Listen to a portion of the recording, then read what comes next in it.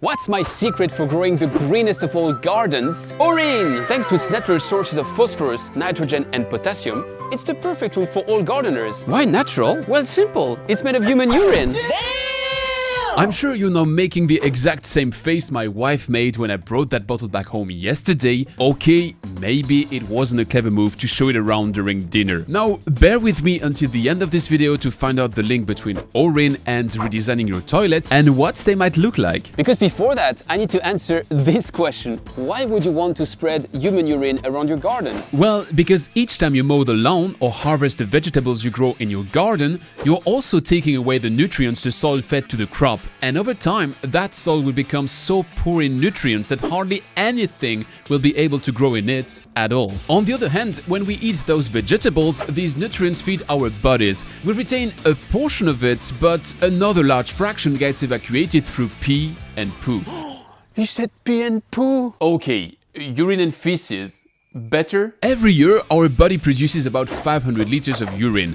95% of this urine is water, while the other 5% is the summation of various nutrients like ammonia, 0.05%, phosphate, 0.12%, magnesium, 0.01%, potassium, 0.6%, and of course urea, 2%. that itself represents a potent source of ammonium. Fun fact, that means we all produce about 3 liters of potassium per year, which at today's price level makes for about $40. Hi, I'll take 2 Big Mac combo meals and 2 Happy Meals. That's $39. You pay by cash or card? I'd rather pay by urine. Here's the tanker with my 2021 production. A Grand Cru! Jokes aside, fertilizers represent a $170 billion market, and they're the ones that allow feeding a constantly growing world population. Between 1961 and 2019, nitrogen-based fertilizers have experienced an 800% increase in use in what's defined today as the green revolution of food systems. If a vast majority of it is produced today using chemical processes,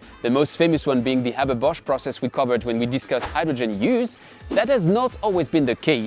Humans have collected feces and urine for centuries and used them as fertilizer in agriculture. It is even the reason why, for instance, farmers from the Zurich region refused twice in referendums to adopt a central sewer, as they wanted to preserve their source of human excrements. Yet, if that was efficient for fertilizing fields, it tended to come with a tiny little drawback.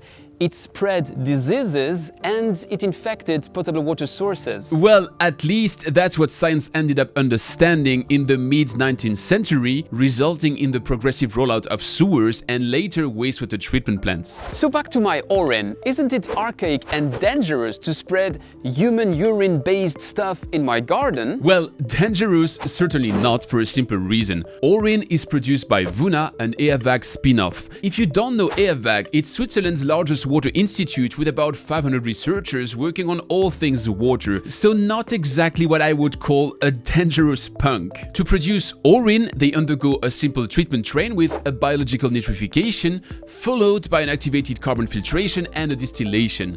So the finished product contains less water and is guaranteed to be free from pharmaceuticals, hormones and any kind of pathogens. Now to the second part of the question.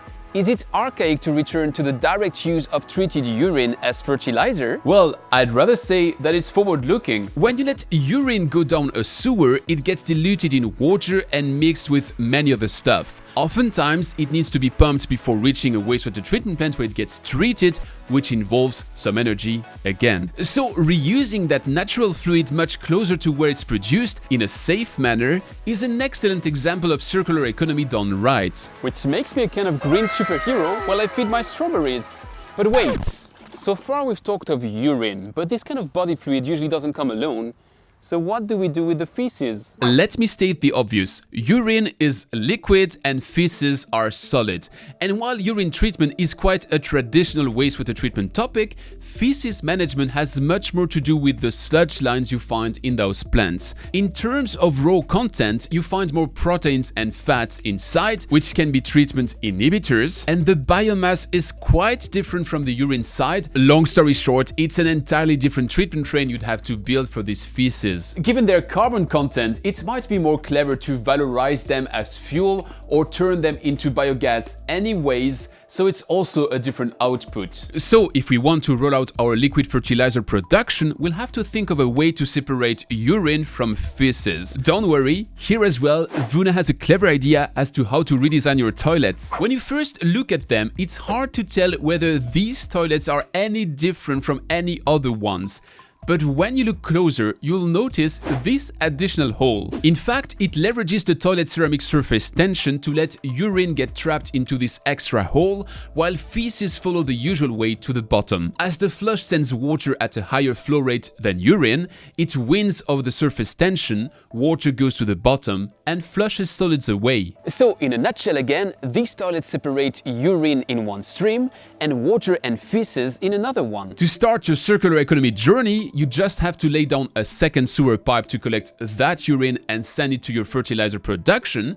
Meanwhile, feces follow the traditional stream towards the sewer and ultimately the wastewater treatment plant. But what if you don't want to revamp your toilets at home and add a complete wastewater treatment train in your basement? You can still simply buy Aurin directly from the Eawag's welcome desk, from their Swiss resellers, or directly from their web shop. Again, I have absolutely no stakes in that game. I just thought it is too cool of a story to not share it with you. If you're interested in the hidden gems contained in wastewater, you'll love this video where I look at it from a different perspective. The one where all the wastewater we produce in the world could produce the equivalent of 320 nuclear power reactors.